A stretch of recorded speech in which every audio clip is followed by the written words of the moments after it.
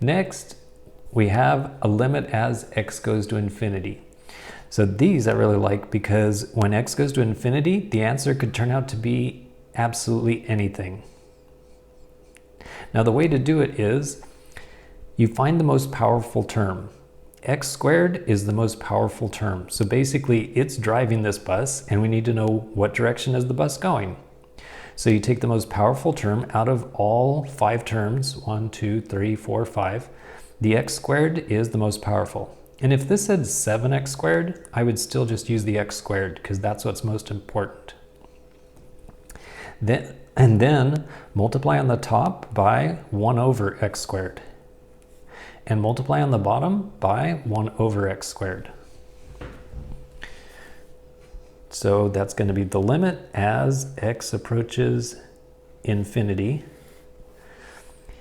And then distribute. So this would be 2x over x squared plus 9 over x squared.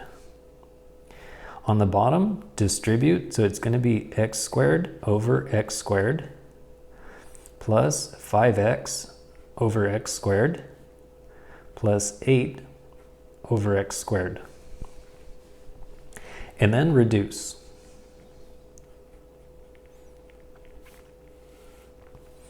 So when you reduce this, it's going to be 2 over x. And then 9 over x squared cannot be reduced. This will reduce to be just 1. And then this one will be 5 over x. And then 8 over x squared cannot be reduced. Now let x go to infinity. So take a 2 and divide by infinity. And 2 divided by infinity equals 0. Because if you have $2 and you divide it amongst 100 friends, then how much does each person get? 2 cents. But it's not just 100 friends, you happen to have an infinite amount of friends. So 2 divided by a whole bunch of friends. How much does each person get? 0.000002. And as this number down here becomes infinity, this is now 0.000000000002. So that's going to 0. So this is going to be 2 divided by infinity goes to 0. This will be 9 divided by infinity goes to 0. 8 divided by infinity goes to 0. 5 divided by infinity goes to 0. The only thing left is the number 1.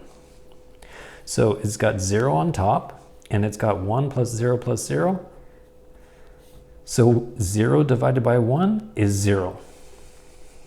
Now, graph it and make sure that I got it right.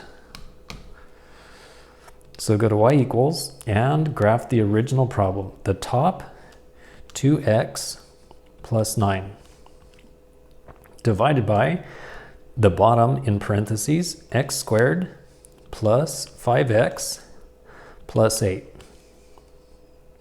Now for the window. Well, x is going to infinity, so negative doesn't really matter. I'll just change that to 0. And this needs to go to infinity. Well, the calculator can't go to infinity, so I'll just pick something close like 100. And then the answer was 0. So for this, I'm going to narrow it down to -1 to 1. That way 0 is right in the middle. And then graph it, and you can see it drops down, and it's basically becoming 0. So if you trace, at 50, it's already a 0.04, and as you go out farther, this is just going to get smaller and smaller and smaller. So I'm just holding down the right arrow key, and it keeps going out farther and farther, and this is becoming smaller and smaller and smaller until eventually it's going to become 0.